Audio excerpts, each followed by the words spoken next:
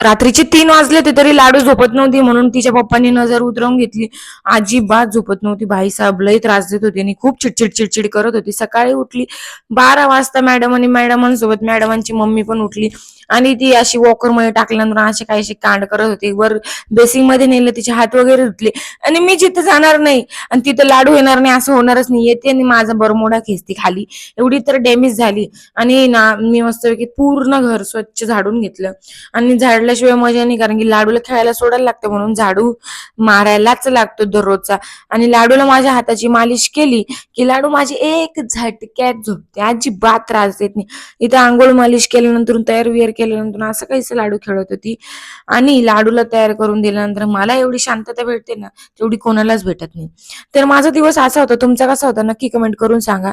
Thank you so much for watching. इथपर्यंत आलाच असाल तर व्हिडिओला फॉलो करून जा, लाईक करून जा, शेअर करून जा आणि माझ्या चॅनलला सबस्क्राईब करून जा.